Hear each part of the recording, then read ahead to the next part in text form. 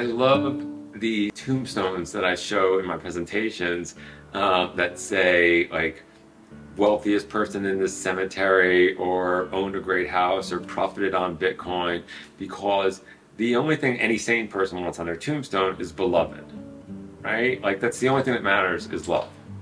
And we've just been fooled into thinking that, we need to have all these other things.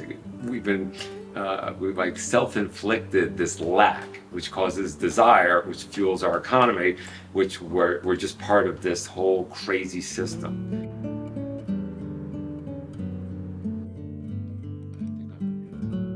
My name is Ira Israel. I live in Santa Monica. I'm a psychotherapist and an author, and I teach sometimes.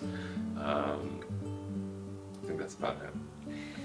January 6th, 1985, I was a passenger in an automobile that was in an accident, and I have glimpses of it, but it was just too disturbing and painful. So after that, I was home for a couple of months in bed, and then there was a series of surgeries for the face and the leg, and during that time at home, it kind of just forced me to ask questions about like why things happen and the meaning of life, and I was really fortunate that I kind of fell in love with we had video cassettes. It was 1986, so I watched I don't know how I stumbled onto it, but Bill Murray made a film called The Razor's Edge. The character Bill Murray is there, and someone comes over the hill and shoots, and someone else steps in the way. So he, was confronted with his mortality, and then he went on this journey for a long time, and had to find the meaning of life. And essentially, that's what the car accident did for me. It caused me to go on a 25-year journey where I was basically at all times trying to find why things happen and what's the meaning of life. We grew up in a society where we were taught to create a false self to survive our childhoods, a persona, a way of being, a way of speaking, a way of standing, a way of sitting, a way of eating. And we don't have this critical thinking in our society until something terrible happens. Often there's a death or some kind of tragedy or some kind of illness, and then you say, wow, all this shit that I believed, competition, that I had to squash this other person, that that all goes out the window if you have critical thought. I believe that self-discipline equals self-esteem, and self-esteem equals self-discipline. So we have a profound lack of self-esteem, which foments addictions, afflictions, all sorts of bad behavior.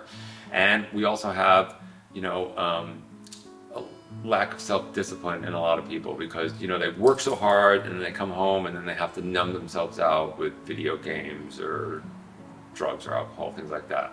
So, Aristotle famously talked about moderation. And for me, it's about constructing a life that you're going to be proud of and being able to be congruent, meaning having the personal integrity to be the person that you should be. There's this quote I always use, that the definition of hell is the person who you are will meet the person you could have become on your deathbed. And that's hell. So you kind of know from your tastes and from discretion, who you should be. And there's a chapter in my book on remissions where you also should cut out time to go to Burning Man and to go surfing and to do things that are not, where you can let off a little steam, lest the pot boil over. So you think you're a pot of spaghetti, and if you don't let the steam out, it boils over, and then you have a full-blown midlife crisis, and you have to buy a Porsche and try ayahuasca and do all those things. So it's about a balanced life and creating it so that you can exist more in the present moment and not continuously thinking, I'll be happy when I get this blah, blah, blah, with this fictional thing. What are you doing?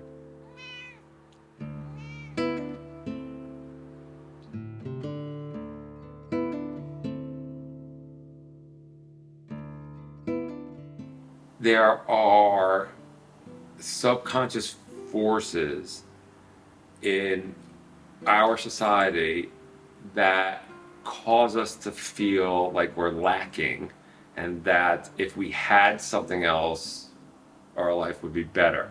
And that's what desire is. Then you desire those supplements because it optimizes your waking hours, or you desire that car because you'll look cool driving it, or you desire going on this vacation so that you can tell somebody that you went on this vacation. So it's a very bizarre culture we live in regarding, I would call it power. We're all seeking this power, whether it's through prestige or through sexual whatever, or through material possessions. And these grasps for power are really only because you feel that you're lacking. So if you can feel empowered in yourself and know that like you have a personal mission to make the world a better place, to me that brings more joy than accumulating stamps in a passport or numbers on a bank account or 5 houses that you can't live in, or talking about your investments and your Bitcoin and like, oh my God.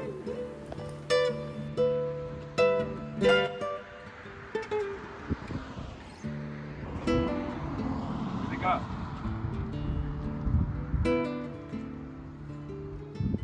That was kind of cool, right?